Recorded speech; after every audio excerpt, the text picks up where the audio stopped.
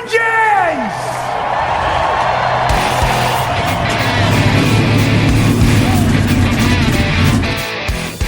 Hit the pace car! What for? Because you hit every other damn thing out there. I want you to be perfect. When I'm driving, I got a guy on the radio who talks to me. It's him. He talks to me. Well, I wanna be a race car driver. Pretty girls eating from my hand, yeah. Wanna live a life of fun and danger. No sweater working for the man, alright. Well,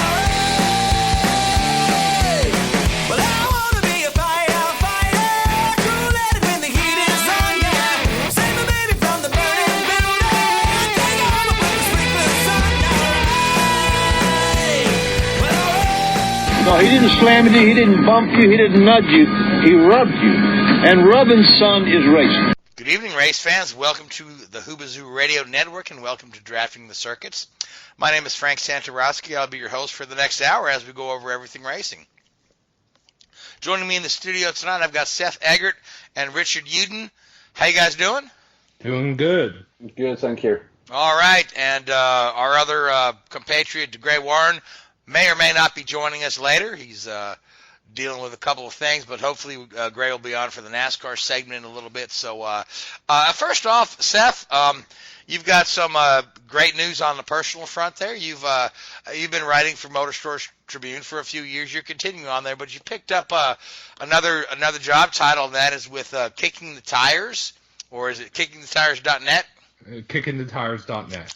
.net, right? You're a staff writer there. You're going to be covering some racing there, as well as you're also going to be covering esports for them. So talk to us a little bit about this new opportunity for you, because I think it's great stuff. Any time you have another outlet to kind of get your thoughts and your words out there, it's good stuff. So just tell us a little bit about your new opportunity. Well, it's exciting. I'm going to be covering specifically the esports for Kicking the Tires, as well as the Cup Series, Xfinity Truck, the normal NASCAR series. But the esports, I'll be one of the first covering iRacing and the NASCAR Heat Pro Leagues, which iRacing, if you're listening to this podcast, iRacing is actually wrapping up their season tonight. Otherwise, the NASCAR Heat Pro League wrapping up next Wednesday. That being said, it's an exciting opportunity. It's interesting. My background actually is in esports. My first writing opportunity was covering the Indycar series on iRacing way back in 2011 for iRacing News. So it's a little return to home as well. So it's something that I've always followed, I've always covered, and it's going to be an interesting experience. Yeah, I mean, the esports has really kind of grabbed a hold of a lot of the racing fan base, as well as a lot of the racing drivers. There are so many guys that in their off time, they get on these e-racing or iRacing leagues to just kind of sharpen their skills. And it's a really interesting opportunity for just normal guys like you and I, where we can get on iRacing and compete against like a Sage Karam or somebody else like that who's actually been in a car and driven it. So it's pretty neat. I remember 2015 when I was just on iRacing, writing for iRacing. I actually competed in the iRacing.com Indy 500. And I actually finished third to one Scott T. McLaughlin. Not many people can say they've actually raced against a supercar driver, let alone Cup drivers, Xfinity drivers, etc. I remember racing against Thomas Scheckter, Tony Stewart, Bobby Labonte. The list goes on and on. I think I've even been in a session one time with Lewis Hamilton, at least once. I want to say it was an Indycar at Road America, but that being said, it's going to be interesting, especially since, at least on the NASCAR Heat side, all of the NASCAR teams from the Cup Series plus Junior Motorsports have teams represented. Meanwhile, on the iRacing side, you have a handful of Cup teams, you have Junior Motorsports, then in the NASCAR iRacing series, you have Williams with a team, you have Richmond Raceway with a team, independent teams such as Klingerman Burton Esports. So you have a wide range of groups, both NASCAR related and non-NASCAR related, on the iRacing side. Good stuff, Seth. I wish you the best with kicking the tires. I know that's I've read their stuff quite a bit, and I'm just really pleased that you've been added to that team. I know that you're it's another step towards your goal of being a full-time journalist. So good stuff. But let's talk about some of the race news in the world of real cars and not computer-generated ones. Speaking of which, so the IndyCar series had their second test of the aeroscreen, and one of the common themes that folks were, your armchair engineers and Facebook posters or whatnot are kind of concerned about, what's going to happen when it rains? What are they going to do in the rain? How are they going to see in the rain? There's no windshield wipers. Well, as it turned out, the test at Barber, which featured Ryan Hunter-Reay and Simon Pagenaud, it was a rainy day, so they got to test the thing in the rain, which was great, so they could really have some actual real-world data rather than computer sims on what happens when we run this thing in the rain. According to the drivers, specifically Simon Pagenaud, he mentioned that the visibility with the aeroscreen was actually better in the rain than without, because the rain is not actually on your visor. The aeroscreen, due to its kind of aerodynamic shape, plus the fact that they've got tear-offs on there and is treated with like a Rain-X type product, dissipates the rain very well. Because the rain is not directly on his visor, the visibility was actually better, which is so problem solved right there. The screen also has ventilation ports and an anti-fogging system, so there was no fogging, no issues with running in the rain, so which is good to know, because that should put it one more little kind of things that every armchair engineer is saying, what are we going to do about this, to rest. And always, I like to torture myself by reading social media comments, and one of the funniest ones I read was after Simon had said how the visibility was better with the screen. This guy actually posted, well, what's going to happen if the visor and the screen both get wet? Because I know there probably won't be water in the cockpit when the cars are moving, but during a caution and a pit stop, water might get on the visor, which, okay, so we kind of solved this problem decades ago, because the driver can simply pull a tear off of his visor if it's wet, or he can utilize his cloth glove to just wipe the water off his visor. So it's amazing to me how the drivers are all behind it. Ryan Hunter-Reay gave it high marks. Simon gave it high marks. The previous test with Dixon and Will Power, they gave it high marks, but somehow a percentage of the IndyCar fan base doesn't want it to work, and they keep coming up with reasons why it won't work. One of the funniest ones I read was a guy who says, of course, the thing is, what happens when the car is upside down? And this guy actually drew a diagram of the car, and he drew a line from the nose of the car. Was it in wax crayon? No, it was Photoshop.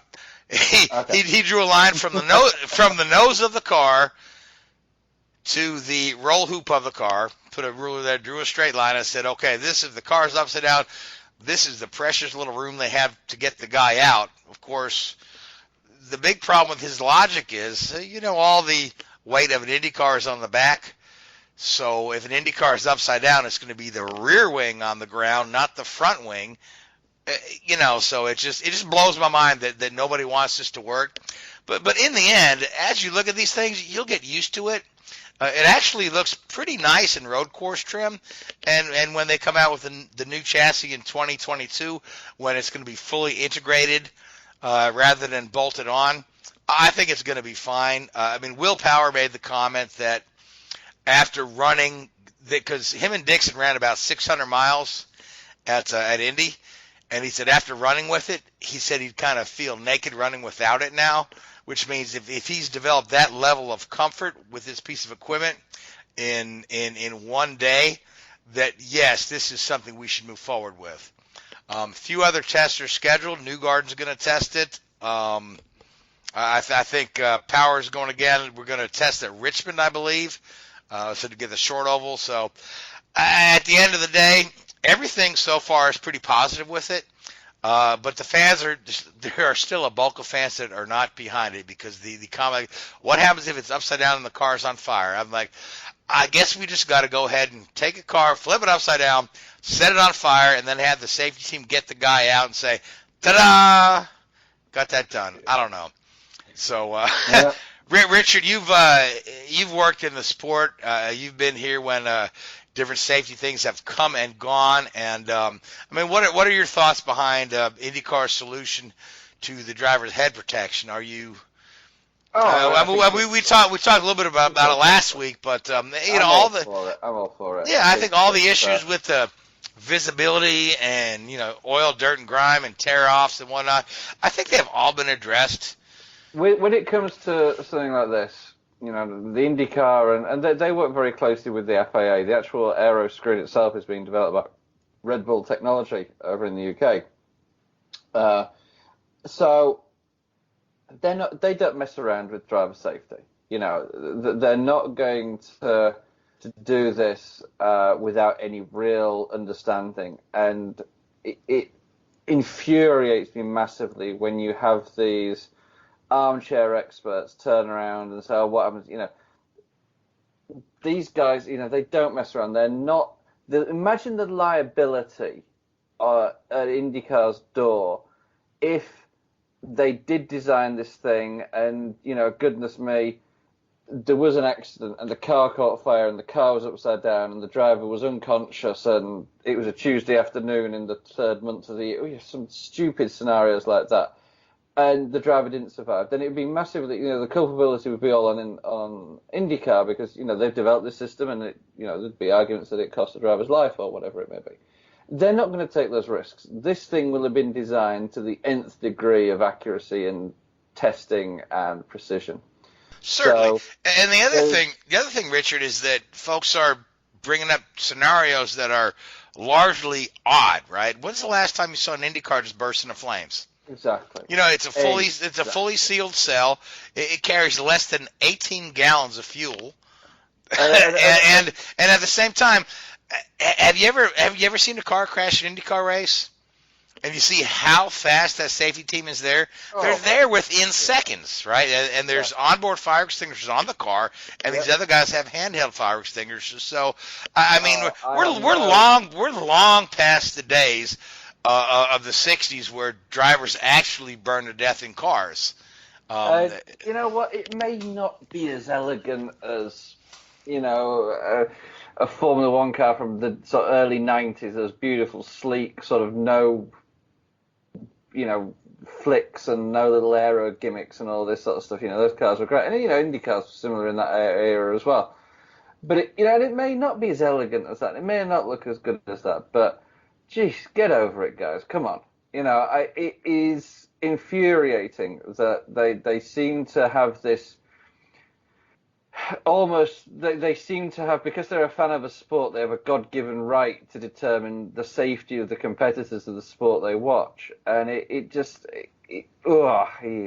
could do a whole show on this. We could do a whole show on this. I'd love to try and get some of these idiots, want of a better word from my way of looking at on this show, and I would give them my opinion. Yeah. So here's a funny thing I read today. And it was a parody article. You guys ever read The Lug Nut? No. Okay, The Lug Nut is it's like The Onion, but it's auto racing related, and it's just parody articles. And the article says the headline is IndyCar thanks all the Facebook engineers for their input on the aeroscreen. Yeah. So, it just cracked me up. So, but at the end of the day, right? The four drivers that have actually driven with this thing on the car in different conditions all endorse it highly. No, but it doesn't matter. But it doesn't matter because they're paid to say that. Remember? Oh, that's you've seen those comments as well. That's the other conspiracy theory. Yeah, that they're bound to say that. They're paid to say that they like it. I mean, it's like, please. Yeah. Will Power is a shill for the series. Yeah, this is the same guy who flipped off race control at New Hampshire. Yeah. Exactly. So, yeah. Will Power. I mean, you know, I tell you, I would love to play poker against Will Power because I would take him to the hat. You know, he must be the world's worst poker player. That's hilarious. You know, because he's going to tell it exactly as it is. Yeah. He's no holds barred, you know. So he doesn't worry about. I mean, he rarely criticizes the team, which is smart. Oh, of course, his team gives him good equipment week in and week out. Exactly. But he will, if he's unhappy with some of the series, he's not afraid to say it. He's really not. So if Will Power endorses this thing, and you know, you can take that to the bank. That driving this thing around Indianapolis for 600 miles, as they did in testing, and he felt very comfortable in it. There were no ventilation problems, no vision problems. You could take that to the bank. Will's not going to sell you a bill of goods. That's not true. So, no, certainly not. Yep. Other IndyCar news: Marcus Ericsson will be joining the Chip Ganassi team, which is going to have 2 Swedes plus Scott Dixon. Nice of Chip to expand to 3 IndyCars, and this is directly related to the disbanding of his IMSA team with the Ford, you know, program being over there. So it's really nice to know that all those crew members and engineers that were employed with IMSA will have a place to go to work, you know, come next season. So that, I mean, you know, that's a win-win. Now Marcus is a funded driver; he's bringing some money to the team. So, I mean, there's no surprise there that, you know, Chip is going to jump on a funded driver. You know, there's the conspiracy theory that Chip doesn't like American drivers. But, I mean, yeah, at the end of the day, I think Marcus is a pretty skilled guy. I think he'll represent well, and I'm glad to see him in the series for another year. I thought the whole having to sit out one round of the IndyCar series to sit on the bench at the Formula One race at Spa did make some folks happy, but at the end of the day, he's still employed by them. But I believe his contract with Alfa Romeo is over, and Marcus has enjoyed the series so much that he wants to stay. Opportunity with Chip is going to be a good opportunity. Him and Felix are great friends. They'll get along well. Felix has run well in the car. I mean, we've seen Chip Ganassi with 3 cars before, 4 cars, and there's another little rumor on the table that Chip may actually expand to 4 cars to get Felix Nasser in a car, just because he's got all those displaced crew members and engineers from his IMSA program. So that's good for the series, adding at least 1 more entry and possibly 2 more entries to the series. So, and good on Marcus. Now, Richard, you know a little bit about Marcus, and the book on him is, you know, hot and cold. But I think at the end of the day, he's a pretty good driver. Oh, he's solid without any doubt. Yeah. Yeah. So he's you know he's gonna do a job for you, and it's very much in the same mold. I think, maybe not with the experience level, especially in IndyCar yet, but you know, very much in the same mold as Scott Dixon. You know, you give him a job to do, he's going to do it. You know, it's the whole sort of, you know, no bullshit sort of mentality, and he'll do a job for you. So I think it's a pretty good, you know, appointment by them, and I think he'll certainly bring home the you know, the results for them. And I think it's a really good team if you just look at those 3 guys, you know, Rosenqvist, Ericsson, and Dixon. These are 3 no-nonsense guys. Yeah. You know, and Dixon has so much experience in the series, and he's the winningest guy in the history of the IRL/IndyCar series. So, you know, driving, you know, with Dixon as your teammate, it's only going to make you better. I mean, just what you learned from him by osmosis. And Ganassi runs a pretty professional team, so good stuff there. I think it's a good thing. There's some folks, you know, they always have the, why don't you hire Connor Daly? You know, but you want to win the stuff. because you want to. I'm entirely not sold on Connor Daly, and this is very unpopular opinion. People love Connor Daly, and I get it because he's a good dude. I mean, I've met Connor Daly. I've enjoyed speaking with Connor Daly and spending some time with Connor Daly.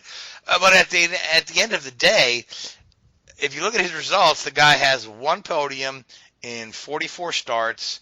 The 2 seasons that he had a full-time ride, which was he had a full-time ride with Coyne and a full-time ride with A.J. Foyt. He finished 18th in the points both those years, and during both those seasons there were 20 drivers that competed in every race. So I know everybody thinks Connor deserves a full-time ride, but you know what? I'd go with Marcus Ericsson and the $2 million he's bringing to the operation, so I can't fault Chip for that. So, but he's not. He'd still be a good pick even if he wasn't bringing the $2 million. I'd still pick him ahead of certainly, Connor Daly yeah, any day of the week. The guy's a talented driver, and it says something that about him that he stuck around in these smaller Formula One teams as long as he did. It's quite hard to do that. Because the turnover of those drivers is so high, especially in the smaller teams, that it said a lot about him that he stuck around for as long as he did. Absolutely, yeah. It's kind of like the Rossi effect, right? Alexander Rossi hung around as a test driver, development driver, occasionally getting a few starts here and there. Never had a chance to win. Picks up this IndyCar gig, and suddenly he's like, "Oh, okay. I can be competitive week in and week out, and you know what? This isn't that bad. This is a pretty good deal." And the other one with Rosenqvist had made an appeal. I believe it was either on Twitter or on his Instagram, saying that some of his other Formula One buddies or Formula One hopefuls should give the IndyCar series a try based on his enjoyment of running the IndyCars. So I think it all bodes well for the series. Yep. And it goes both ways as well. And a lot of people see that the Formula One drivers or European single seat guys that go over to IndyCar, that's the end of their career in terms of Formula One. But you look at what Pato O'Ward's doing with the Red Bull backing now. These guys take no matter what people want to think or what people will sort of speculate against, they really do. And if you're against the whole thing, if you're good enough, you'll get spotted. So, I know Pato O'Ward's sort of out of the limelight a little bit now, and it's a shame that you're not seeing him week in, week out in the IndyCar series. But he's over there in the Super Formula in Japan learning his trade and slowly starting to sort of check off the boxes that Red Bull have asked him to achieve. Certainly, yeah, and O'Ward's a really talented guy. So, I mean, whether his career expands in Europe, and he gets added to the Formula One team at Red Bull sometime in the future, or he comes back to IndyCar and gets a great ride there, the guy's got some talent. So there's that. So speaking of which, NASCAR had an actual race this weekend. IndyCar season been over, and here we are talking about IndyCar for the first half of the show. So Seth, young Kyle Larson took his first win in 2 years, which it kind of blew my mind that it's been 2 years since he took a win. And it's so funny because every time I think of Kyle Larson now, I always remember the quote from the fine guest we had a few weeks ago, Willie T. Ribbs, who said, "No one's ever going to confuse Kyle Larson with Nipsey Russell." I mean, that's the quote of the year. So, but let's talk about Kyle Larson, and let's talk about Denny Hamlin, who really was the star of the day, and I believe he really had the best car all day. So, Seth, take us through Dover a little bit. Well, it was all about track position. It was just tough to pass, no matter where you were, no matter what position you were in. Hamlin started on the pole. He led 218 laps. Kyle Larson got out in front on the final caution pit stop. That was at the end of stage 2. And he never looked back. He led the rest of the race, aside from around the green flag pit stops, and went on to win. It was as simple as that. At the same time, it not only was it hard to pass because of the aero package, But one Joey Logano also made it difficult to pass. He had an axle issue just before the green flag, went multiple laps down, came back on track, was racing as hard as he could, and probably upset Denny Hamlin quite a bit in the process. Well, except for the probably part. He definitely upset Denny Hamlin. Well, he would get out of the way of most of the competitors. For whatever reason, either he didn't get out of the way fast enough for Hamlin's liking, or just didn't get out of the way, period. That being said, it was just a rough day for Logano. It was a rough day for Ryan Blaney, who lost his brakes late. It was a rough day for Chase Elliott, who blew his engine on lap 7. So, now, if we think about this, Seth, right? So Denny Hamlin is pretty upset with Logano because he's laps down and trying to maintain position. At the end of the day, he's in the chase. Logano's in the chase. Every point counts for him because he's, getting this far behind with the next race being an elimination race. Talladega's not an elimination. Talladega's not an elimination. Kansas is the elimination in 2 weeks. Okay, well, the elimination is coming up, but either way, I mean, every point counts. And if you can get yourself, 2 spots above that cut line rather than below the cut line, it works better for you. So there's a couple of different schools of thought. He's like, you're several laps down, just get out of the damn way. Joey Logano says, I'm trying to salvage every point I can get because I've got as much at stake in this as you do. So, I mean, what are your thoughts, Seth? Well, you think you should just get out of the way? No. Yield to a guy who you may be competing for the championship with? For me, every point counts. If you're on track, you're racing. Whether you have somebody on the same lap as you or not, you're racing. Logano never really had anyone on the same lap as him. However, he was able to gain 4 spots on track. What did those 4 spots mean? 2 points. Right now, he is tied for the last position in the playoffs for the round of 8. Right now, he's on the outside looking in simply on a tiebreaker. And that tiebreaker is best finish. So if he didn't run as hard as he did, he would not have gained those 2 points. And right now, he'd be on the outside looking in by 2 points instead of being tied. Exactly. So Joey Logano has every right to fight for his position on the track. Now, Richard, what are your thoughts on this as a racing purist that I know you are? You got to go for it, haven't you? You've got to, and the rules dictate in NASCAR that you don't have to. There's no blue flags like you get in Formula One or other racing series. So go for it. I mean, you turning around to Denny Hamlin and saying if the wheel was in the other foot or whatever, you wouldn't have done the same thing. Of course you would. No, you've got to go for it and put yourself out there. All right, so let's talk about some of our championship favorites. It seems like Kyle Busch has been a little quiet since the playoff season. What do you think, Seth? Well, I've actually been looking back through some of his stats going back to 2015. Going back to that point, except for 2015 itself when he was on a tear, he would have about a 6-month period of going off on win after win after win. And then crickets. Matching that up, when he came back in 2015 from his injury, that 6-month period went all the way to Homestead. Then he won for about 6 months in 2016, fell off the face of the earth. Repeated that in 2017. 2018, and it looks like he's repeating that right now. It's almost like once he gets to about Sonoma or Daytona mid-year, the wins are few and far between, and in his history, he only has 2 wins in the playoffs. Both of those wins came in 2015. Yeah, because there were a couple seasons I can recall where he was the dominant car all year long, and just faltered in the playoffs or the chase. It was a chase back then. So it's kind of funny for me how Kyle Busch is not really putting his stamp on this playoff. Truex has been hot.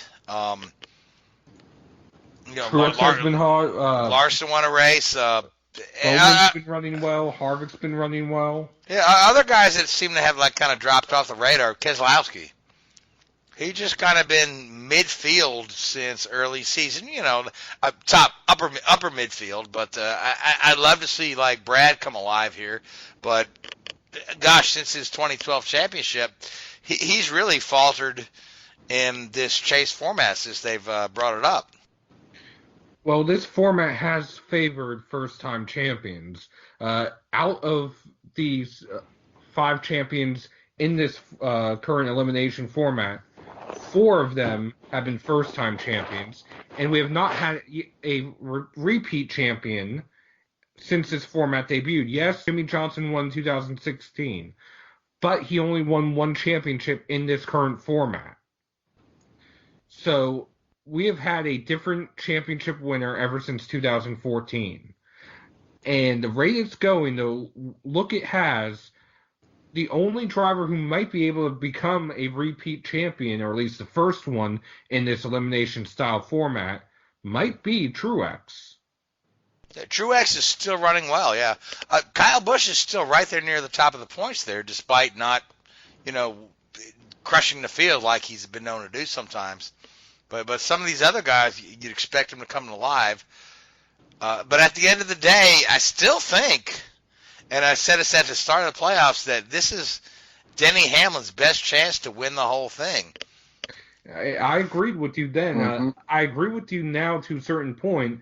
However, with the runs that Larson has been putting together lately, Bowman has been putting together lately, except Richmond, and Chase Elliott, except this past weekend, I wouldn't be surprised to see the Final Four be Larson, Hamlin, Bowman, and Chase Elliott.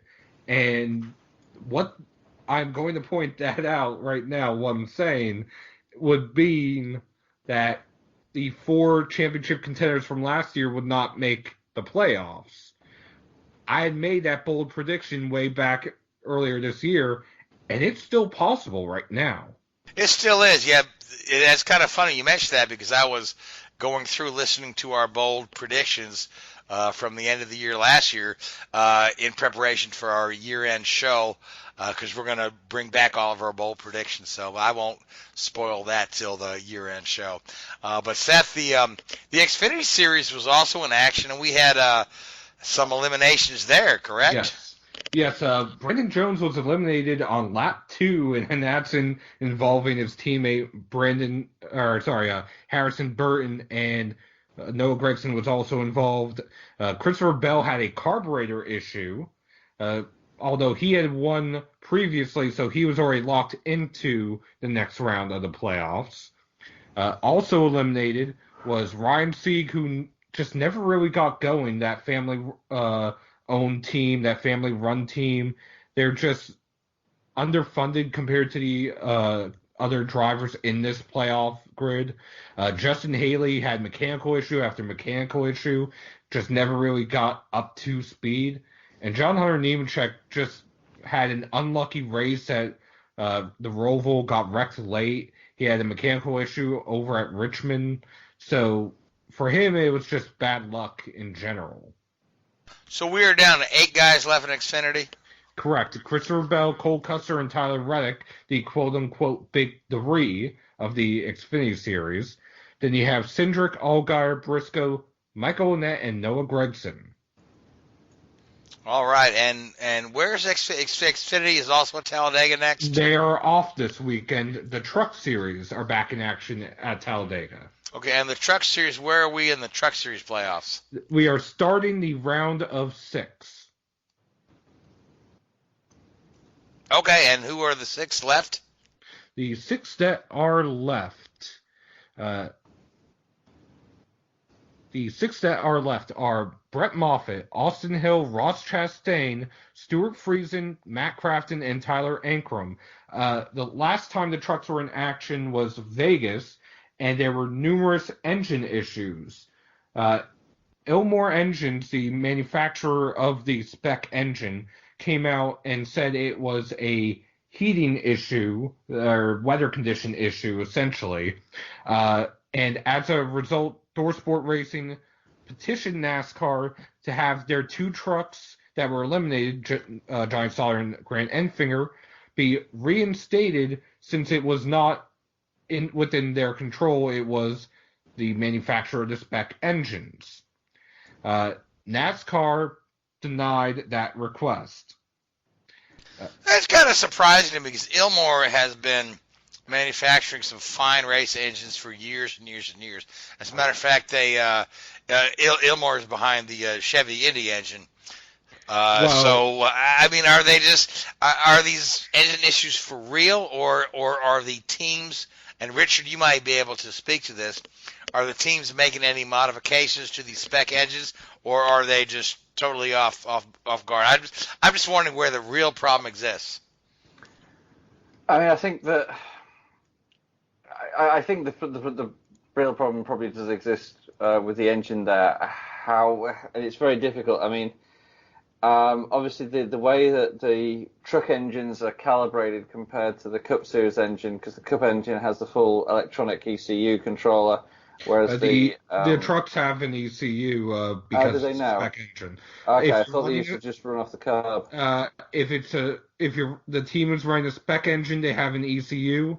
If they're running a built motor, OEM motor, they are running without an ECU, but with some sort of like modifier to make the playing field level. Sure, I'm with you. Okay, so I mean, yeah, it's a difficult one there, really, if that's the case. I mean, you'd like to think that Ilmor, with the experience they have, would know what they're doing.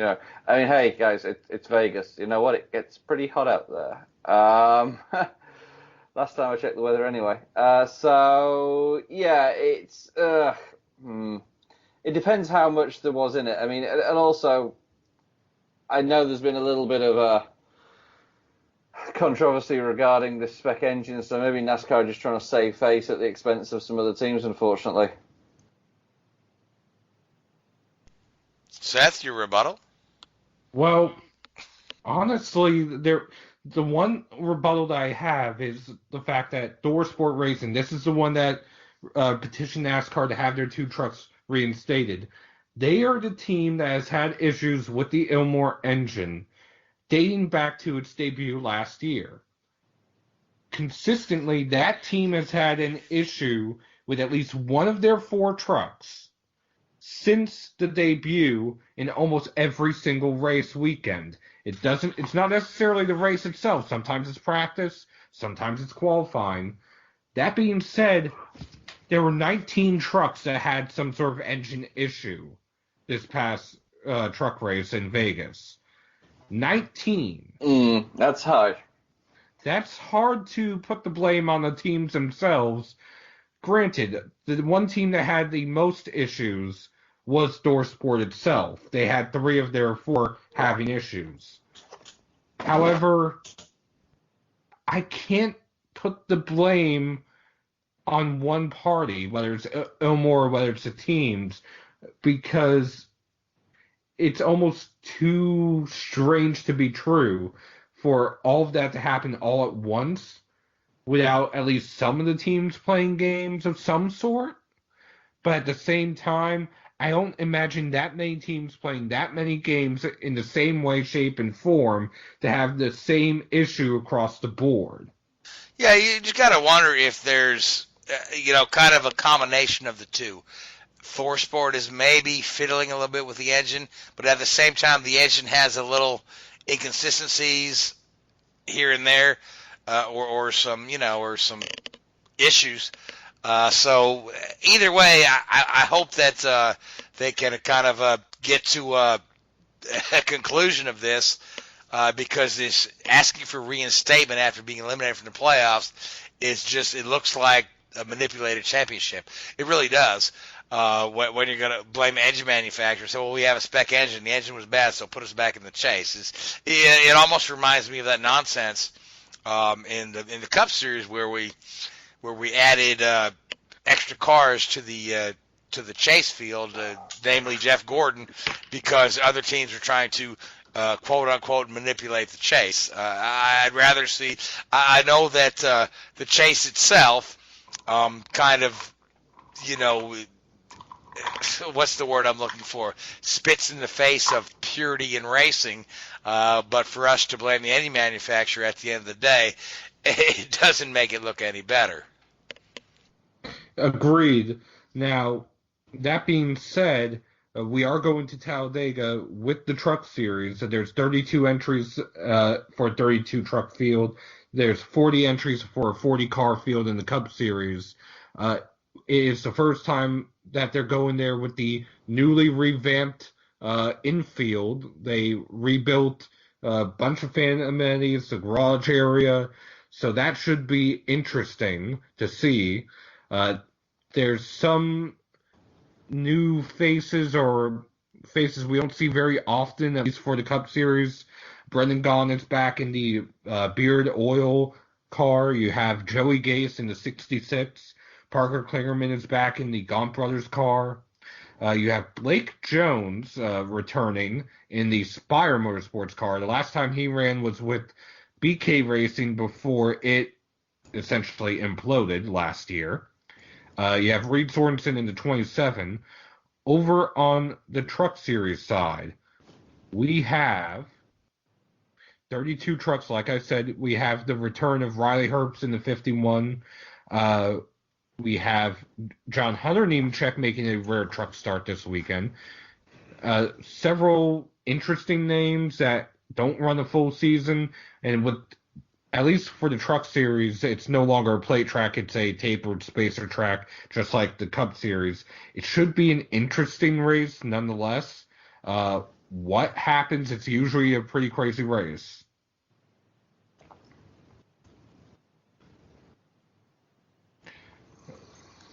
Richard, What do you think of the Truck Series for Talladega this coming weekend? Well, as you say, it's getting into the playoffs with those guys, and these plate trucks always get a little bit crazy with the trucks, don't they? It's going to be entertaining. Sometimes plate races, these the trucks in the Xfinity are often more enjoyable and interesting and dramatic than the actual Cup race itself. They sort of, some of these kids are going a little bit gung ho and have got nothing to lose almost, so they push it to the limits and, make a bit of a mess of it. So it could be an entertaining one. And it'll be interesting to see, the engine performance and what Ilmore bring to that event, because I'm sure it's going to be scrutinized quite tightly. I believe it will be as well. Over-under on for both series if a non-playoff driver wins this weekend. Again, and that's the thing, anything's possible, isn't it, out there? You could have. That's the great thing about plate racing in a way. You can throw any name in the hat, can't you, as a potential winner? But you'd look at the guys if you are picking an an unexpected winner. You'd look at the guys that do tend to run well on the plate tracks. The Ricky Stenhouses and Paul Menards and guys like that. Yeah, Talladega is always a crapshoot. You could have a big one take out half the damn field. And see who's left. So who are the big names that are obviously? I know you've still got Kansas the following weekend, but who are the big names that would be wanting to avoid the big one at Talladega this weekend? Well, one that comes to mind, or just wanting to survive: Chase Elliott, Logano, especially Ryan Blaney. 22 points back. He would want to just hang back and survive, or he would want to be ahead of everything, winning both stages to catch back up. Yeah. Right. Isn't Clinton Boyer kind of close to the cut line too? He is close to the cut line. I believe he is 6 points back right now, which it's not ideal, but it's manageable. Yeah, but Talladega again, crapshoot. So could take that manageability factor out of there if he gets swept up in somebody else's mess. Agreed. All right, so who do we like for Talladega to win? Because again, this is a hard one to pick. I mean, the two hardest races to pick are Martinsville and Talladega, and then of course sometimes the road course races. So as I look at this thing and see, I always want to go back to Keselowski with Talladega because that guy has really put on some great shows at Talladega in the past. And again, I had mentioned him earlier that he's kind of dropped off the playoff radar. Maybe this is his chance to kind of jump back in the game here. So I'm going to go with Brad.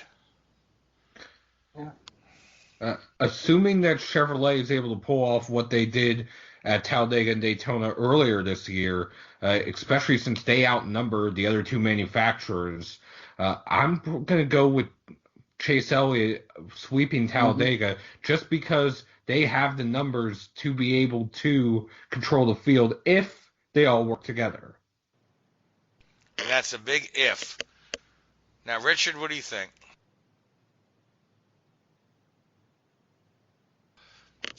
Richard? Sorry. It could be anybody, couldn't it? Let's go with Denny Hamlin to the title. Yeah. Denny's another good plate racer too. Yeah. So, and I really think that despite not winning a race in the chase, I still think that Denny is a solid candidate for getting to that Final Four. So. Yeah.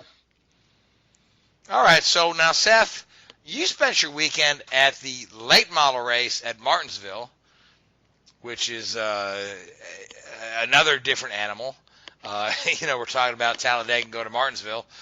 So share with us some of your experiences from the big late model race. Now, that was a big race with a ton of entries, was it not? Yes, 68 entries for a 40-car field. It was a very interesting format. It's the first time they've run this format in the 25 years. Top 20 was locked in on qualifying. The following 24 were split into two different races. The following 48 were split into two different races, 24 each, in which the top 10 advanced to the feature. No inversion to... It was broken up into three stages. Josh Berry qualified on the pole with a new track record, and he just left the field in the dust. Every restart, he was able to get out front and just pull away. He technically led all but one lap, but the way it's ruled in late model racing, because most tracks don't have timing and scoring the way Martinsville does, it reverts to the previous lap. So since he was the leader on the restart, he is credited with leading that lap. So he led every single lap, which was a $7,000 bonus. Cool. He got a $25 bonus for every lap he led. He got the bonus for winning the pole. He got two $1,000 bonuses for winning the stages. So he walked away with $44,000.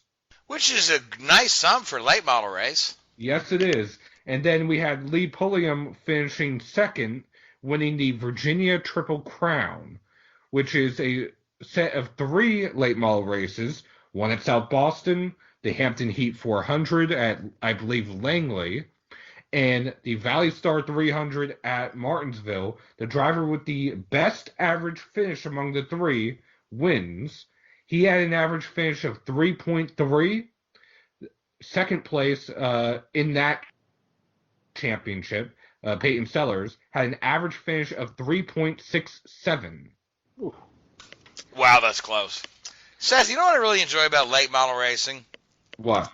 Because it's grassroots at its best, but at the same time, you've got a combination of guys in the field who are 40 and over 40 who've been racing their whole lives and have kind of settled into this late model thing, going against a bunch of really young guys who are trying to get their career off to a jump start with dreams of the future.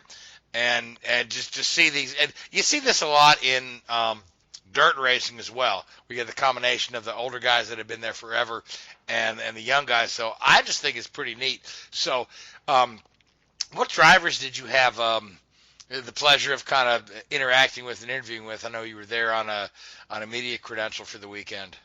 Well, Josh Berry, pretty straightforward, not only because he won the race and won the pole, but he's actually a Junior Motorsports driver, and that's the Junior Motorsports late model team. So it's not often you have some of these big teams run in late model divisions. Junior Motorsports, David Gilliland's team, and Kyle Busch Motorsports are three of the major ones that do run in late models, along with GMS Racing. Bubba Pollard, who was making his Junior Motorsports debut, and he is a veteran super late model driver. These were late model stocks, slightly different configuration, but he joined up with Junior Motorsports because they have the knowledge and they are the kings of late model stock racing.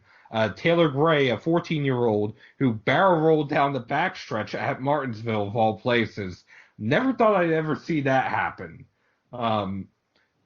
Timothy Peters from the Truck Series, Peyton Sellers, the list goes on and on. There were drivers that I grew up watching in the Truck Series that were racing there, and drivers who I'm pretty sure I may have gone to school with at some point racing there. So you had a wide range of competitors, not only in experience but in age-wise. Yeah, that's what I'm saying. That's why watching that stuff is so neat. And you know, late model racing just does not get the exposure that the higher levels does. So I'm glad you had a chance to go and cover that. I'm glad you had a great time. Sounds like it was a really fun event. Martinsville never fails to disappoint. I mean, for nothing else, to get one of them hot dogs. Yeah, I actually tried one there. I actually tried one of the Martinsville hot dogs this past weekend. Just to say that I have tried it. It's good stuff. It was good. Not my cup of tea, but it was good. All right. So now, Richard, we've got a few minutes left in the show. Let's talk about Formula One. So we're on to Japan, and there's some weather concerns with a typhoon possibly coming into the area. I know you're a racing analyst and not a weatherman, but what are your concerns that we could possibly have this entire event canceled?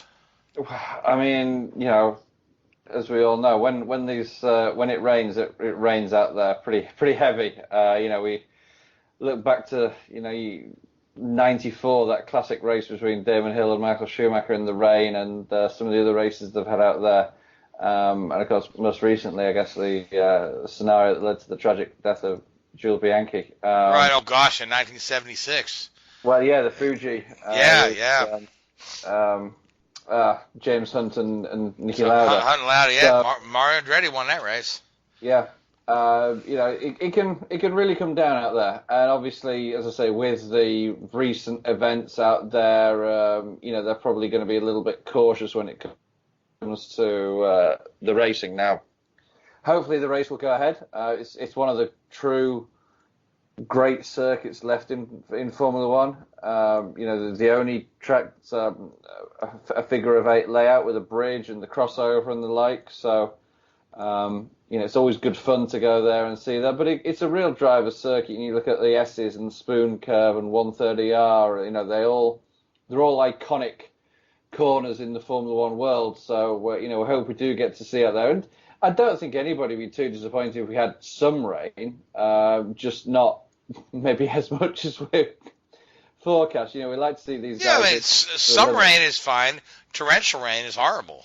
Yeah, exactly. Now, we've seen a couple of events in Japan and in Australia, too, where just the rain was just so prohibitive, but we've run the race anyway.